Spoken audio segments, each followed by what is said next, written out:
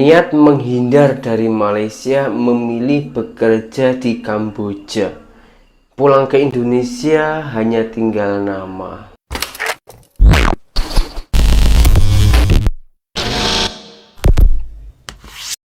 Hai, halo geng. Assalamualaikum warahmatullahi wabarakatuh. Berjumpa kembali dengan saya, Zainal Satori. Sebelum video ini saya mulai, gimana kabarnya kalian semua? Semoga semua yang menonton video ini baik-baik saja, dimurahkan rezekinya, selalu berpikiran yang positif dan dijauhkan dari mara bahaya oleh Tuhan Yang Maha Esa. Hari ini saya di DM oleh orang Malaysia, dan isi DM-nya ataupun ayat-ayatnya yang pada intinya, kalau benar-benar saya cinta dengan orang Indonesia dan peduli dengan orang Indonesia, mohon ulas ataupun tayangkan kasus yang saat-saat ini tuh viral dekat media sosial, para orang-orang Indonesia yang bekerja dekat Kamboja saat ini sedang tidak baik-baik saja. Saya pun juga dikirimin beberapa video, nanti juga pastinya saya akan tayangkan. Tapi sebelum video itu saya tayangkan, saya akan bercerita sedikit lah tentang pekerja Indonesia yang bekerja di Kamboja ini, geng.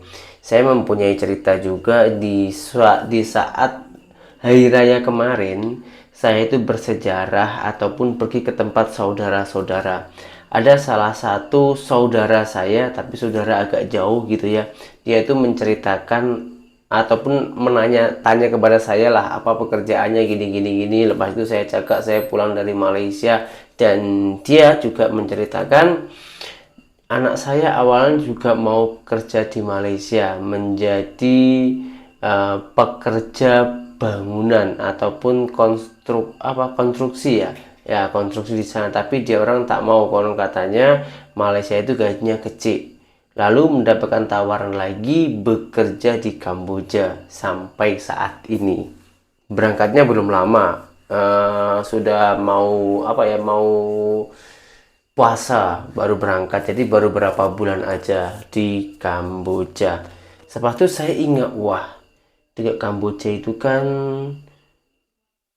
banyak orang yang dijual ataupun diambil organ tubuhnya. Wah, tapi saya nggak berani mengutarakan hal tersebut karena karena nanti takutnya juga menyinggung. Terus saya cuma tanya, tapi kabarnya baik kan? Dia kata alhamdulillah baik. Dia kata bolehlah hubungi sejak dia berangkat itu pernah menghubungi 2 kali kalau nggak salah ya, semoga baik-baik saja. Nah, di sini awalnya mau bekerja ke Malaysia, lalu meremehkan karena Malaysia konon katanya gajinya kecil, lalu pergi ke Kamboja. Ini setahu saya negara Kamboja itu lebih miskin daripada negara Indonesia.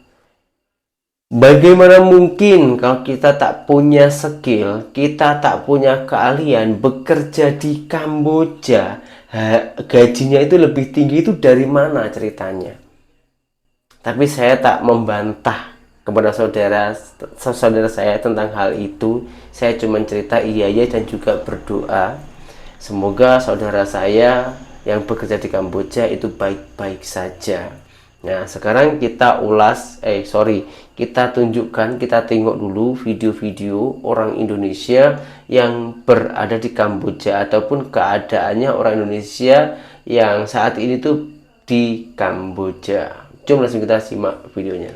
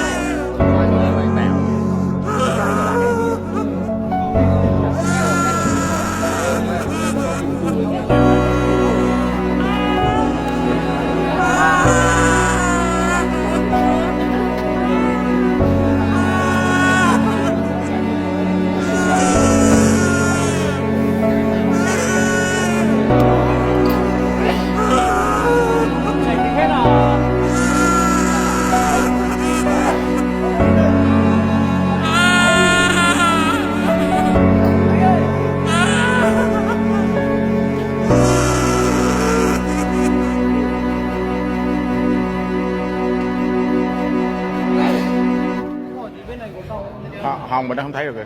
Giờ chưa. Halo guys, buat kalian yang nonton video ini jangan skip dulu. Ini penting kali buat kawan-kawan yang berniat mau pergi ke Kamboja kan.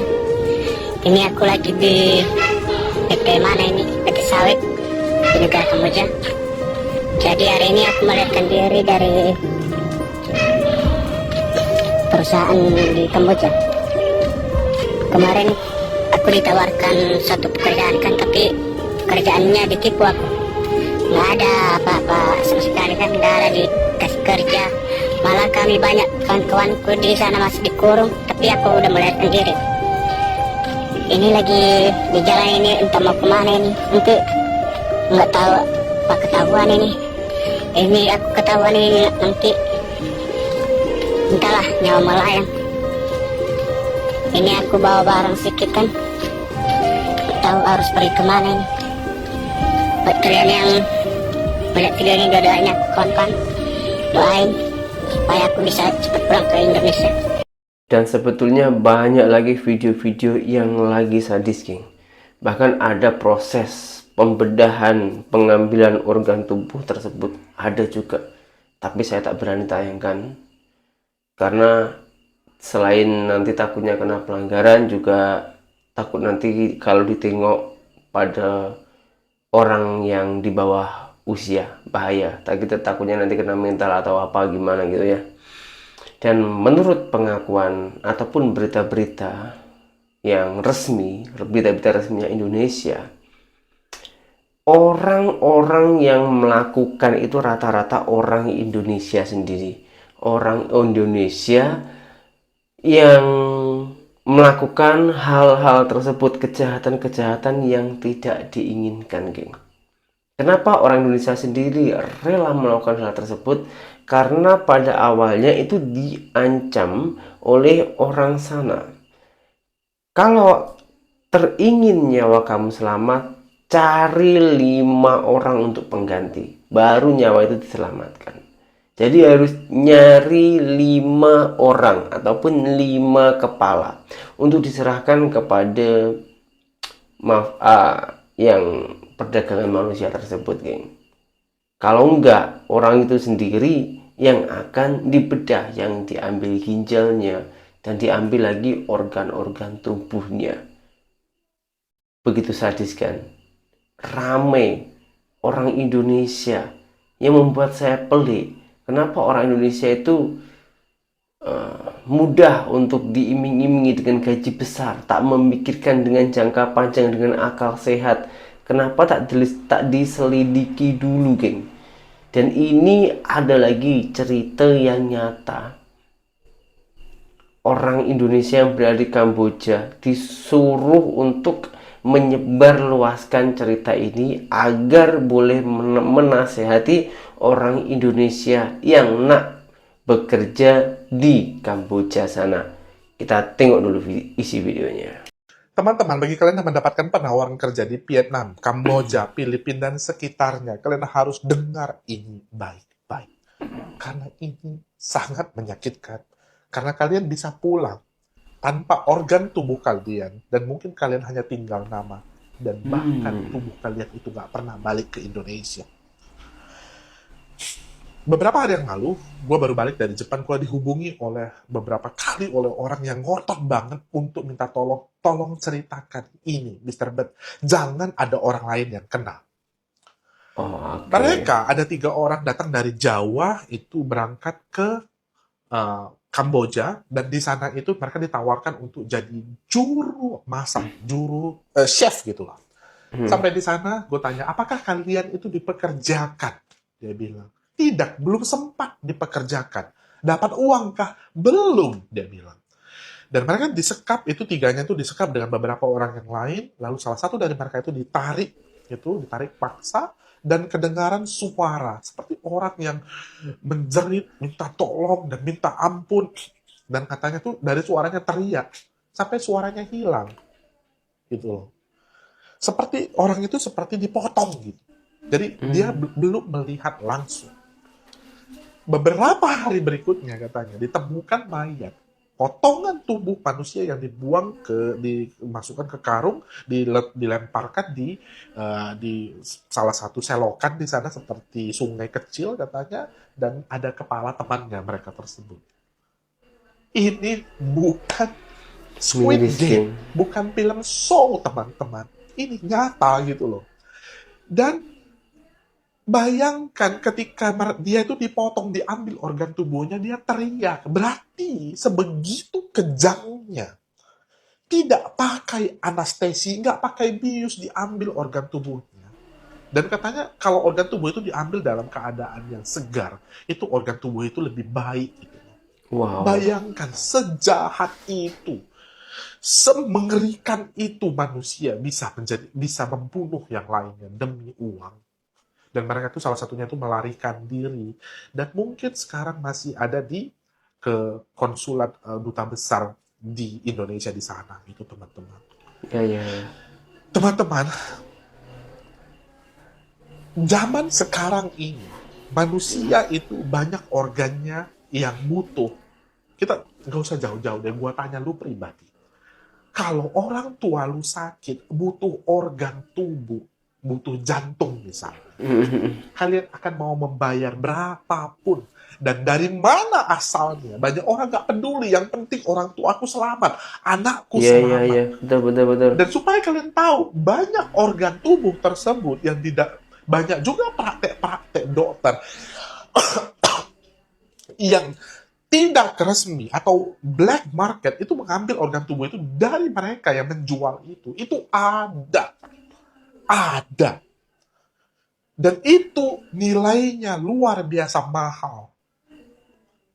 Kalau untuk hidup, orang akan lakukan apapun juga gitu loh. Dan jadi makanya kalian kalau dapat penawaran kerjaan, cari tahu dulu baik-baik. Jangan langsung percaya gitu loh. Saya awalnya ditawarkan pekerjaan di Thailand, Miss, nganter makanan. Terus tiba-tiba sampai Thailand saya dibawa, Miss, ke Kamboja. Saya nggak tahu, Miss, pekerjaannya gimana. Lah kamu lulusan apa? Saya lulusan SMA, Miss. Lulusan SMA, bisa bahasa Thailand. Nggak bisa, Miss. Terus Cuma ngapain tahu- kamu disuruh ke Thailand dan kamu percaya bagian pengiriman makanan? Iki namanya babi, ini namanya kencur. Emangnya kamu tahu dalam bahasa Thailand? Kan nggak Wow. masuk di logika, nak. Iya, Miss. Cuman saya karena butuh ekonomi juga, jadi saya ikut lah, Miss. Oke, Pekerjaannya. alasanmu karena ekonomi terus.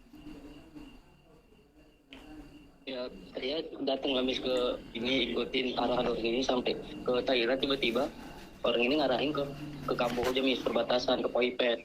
Terus, Saya karena nggak tahu pekerjaannya, saya selalu dimarahin, Miss, selama 5 hari kerja. wajar karena kamu di sana suruh ngetik-ngetik.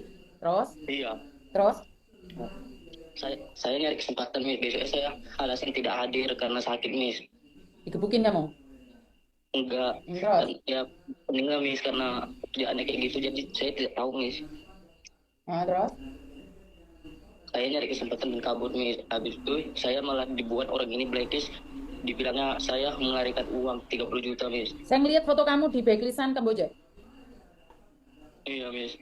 Kamu dituduh mencuri uang perusahaan. Iya, dibilangnya kayak gitu, jadi viral, Miss, sampai kampung-kampung saya. Saya tahu. Karena kalau kalian masuk Kamboja dan kalian nggak bisa kerja, dihajar mentalmu supaya tetanggamu membencimu, supaya seperti ini, seperti itu, saya sudah tahu. Dan kenapa saya melarang kalian ke Kamboja? Karena sesama orang Indonesia akan menghabisi orang Indonesia. Oh, Terus sekarang kamu maunya apa? Saya pengen pulang, Miss. Mama saya juga sakit-sakit, Miss, mikir saya kayak gini. Ya karena kan demi ekonomi, kenapa tidak diselidikin dulu? Berapa lama kamu ada di Kamboja? Baru dari tanggal 29 kemarin, Miss, hadir ke Kamboja. 29 kemarin Oh, berarti baru. belum overstay kamunya. Belum, Miss. Jadi langsung 5 hari kerja langsung kabur saya, Miss. Oke, kamu posisi ada di mana sekarang? Dekat KBRI, jangan ngomong. Kamu dekat sama KBRI nggak? Saya udah ngelapor KBRI, tapi saya ini, Miss, numpang ke masjid, Miss, dekat-dekat KBRI. Numpang di masjid. Iya. Kamu orang mana? Saya orang Binjai, Miss. Orang Binjai. Kamu Medan. datang ke KJRI, kamu belum overstay kan? Belum, Miss. Saya baru buat SPLP, Miss.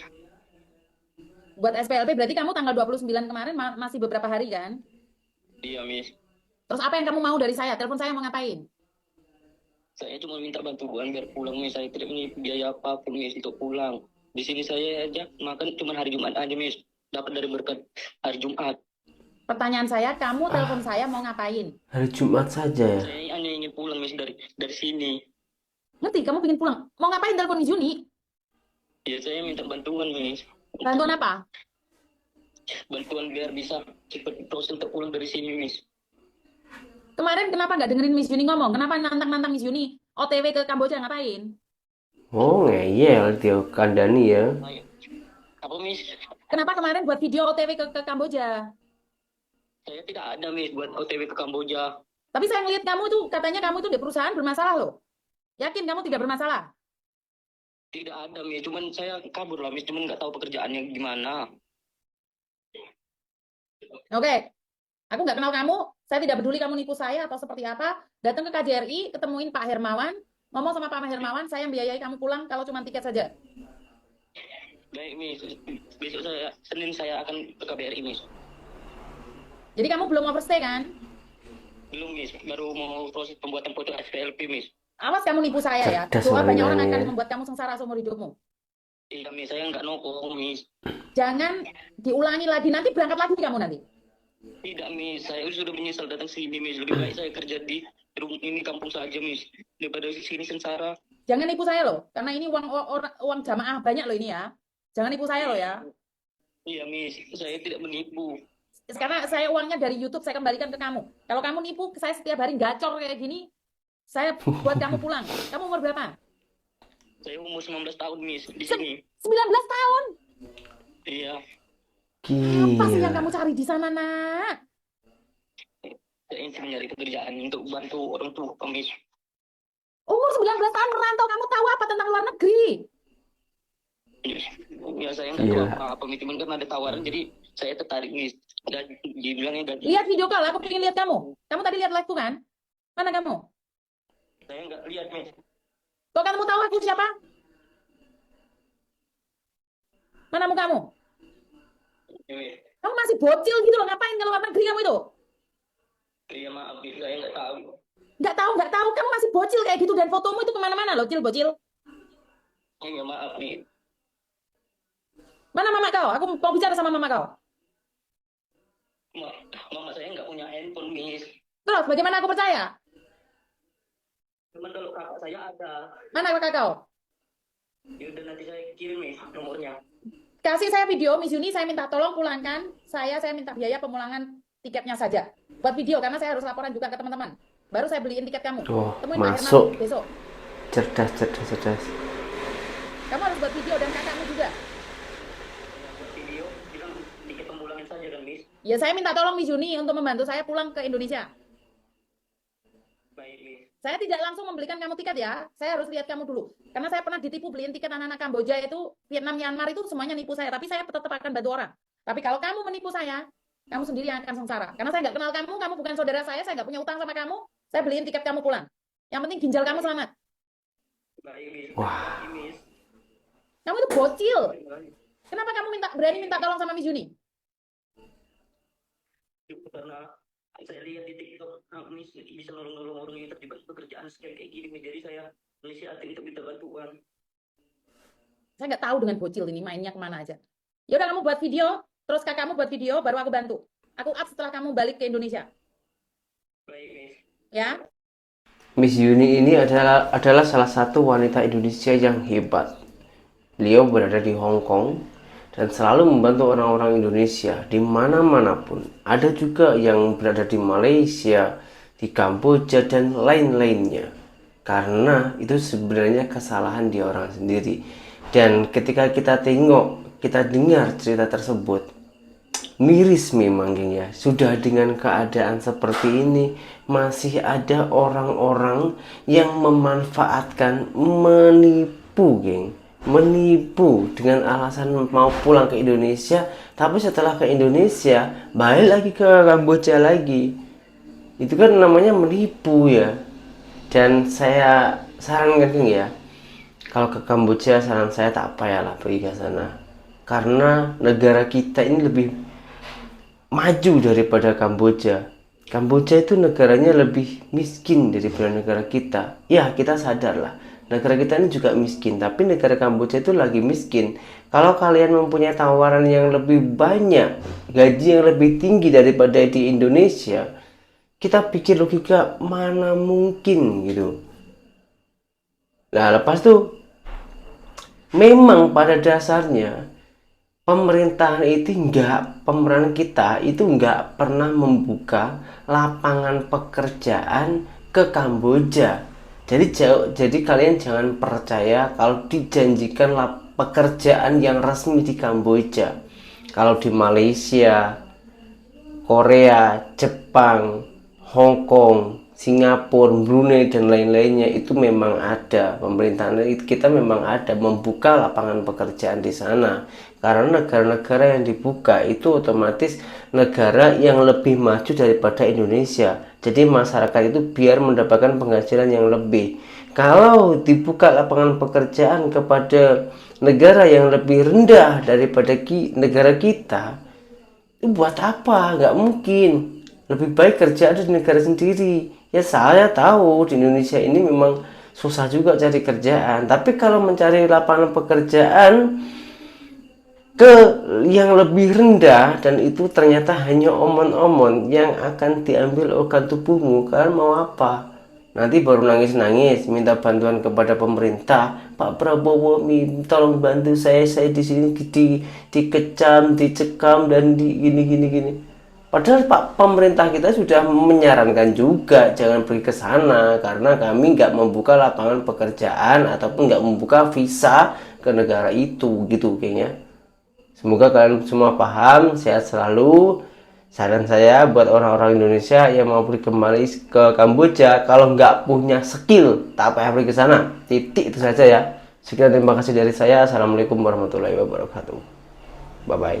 Sekali lagi, saya ucapkan terima kasih orang Malaysia telah peduli kepada rakyat kami.